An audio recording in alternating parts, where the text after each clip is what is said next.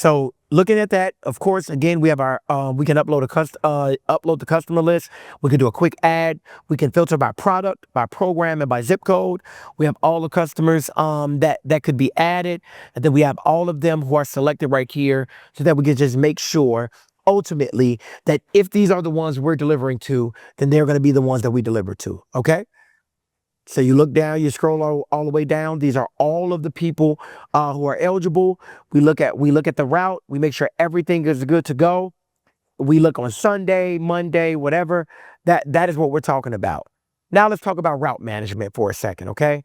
And when we think about route management, I want you to pause for me really quick. Now let's look at what this screen is, and I love how clean it is. These are all of the different routes that we want to run.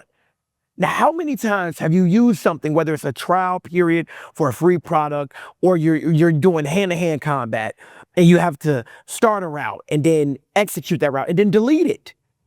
Well, this allows us to create as many routes as we need to, label and name the route, whatever we need to name it, and then make sure that the depot location, the vehicle, the driver citizen, if applicable, and then if it's an active route, how many customers, how many stops, what day that route is, and when it was last updated. And if you want to edit anything about it, you can.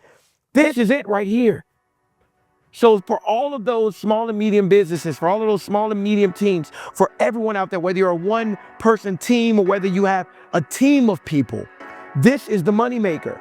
This allows us to build on all of that demand, because this is what these routes represent, is demand for your business, demand for your programming. And what it allows you to do is make sure that you can have a clean way of going about all of your information when it comes to all of your routes. Being able to edit the route template, being able to go in and add people one by one, or just going in and look at who's on that route. On this route, you have 3 people, but you only have 1 selected for whatever reason that is. That is how clean it can be. You can go right in and add more people and add more zip codes, or you can leave it alone.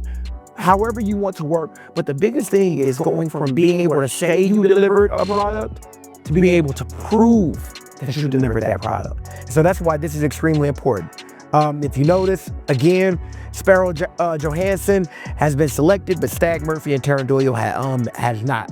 Okay, so making sure that you know that we can also select them if and when we want to.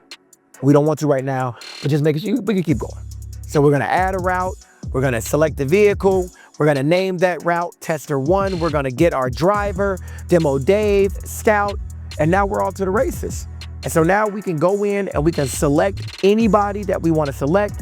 We're gonna select the operating day. We can now pick the product, fresh produce, and then in that zip code, that one person was eligible. And so now we can also look at the route history.